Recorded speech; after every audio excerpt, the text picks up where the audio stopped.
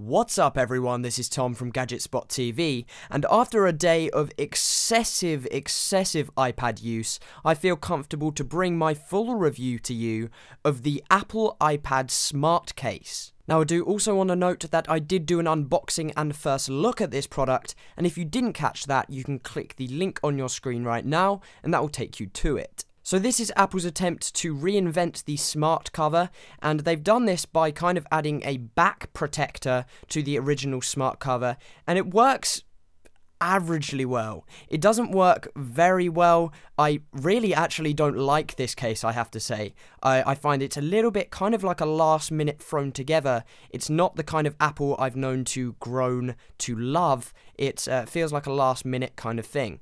As you can see, this case works with the sleep-wake function of the iPad 2 and the iPad 3. It also works with the both stand orientations. You get one very rocky stand in the video mode, and you get a very low down stand in the typing mode. That was one of my original hates with the smart cover.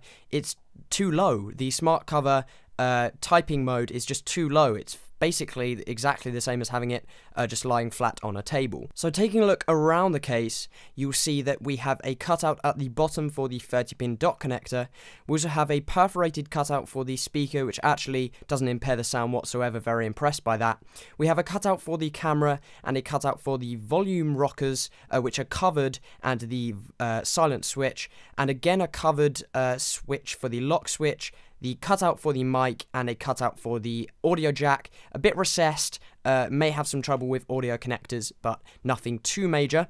And as you will see, we've got this kind of lip around the new iPad, and that obviously provides some lay on the table design. However, I did notice that it doesn't really fit.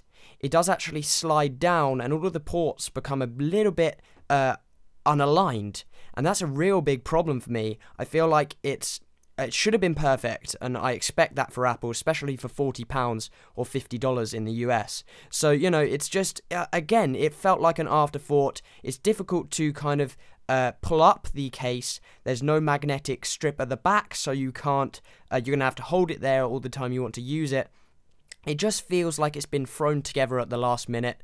I'm not too keen on it. I think there's much better options third party. I really think that a smart cover and a back protector is a better option, and there are tons and tons of different options out there which I think are better suited. Here's a demonstration of what I was talking about. If you're using it in portrait orientation, the ports, because it doesn't fit perfectly, the ports become unaligned. As you'll see, the camera is actually getting a little bit cut off there. That's just not good and not really acceptable. So all in all, I don't really think too highly of this case. There are a number of negatives, and they definitely do not outweigh the positives. That is that it is quite thin. It doesn't add too much bulk or anything like that. It's got a decent amount of protection. Yes, it's going to protect both the front and back of your device. However, I just think there's too many negatives for that, especially for the price. £40 is just too expensive. I would highly recommend something like the Sketch Custom Jacket or the Snug ultra thin case. That's one of my favourite cases for the iPad. And I just think that this is just too expensive for the price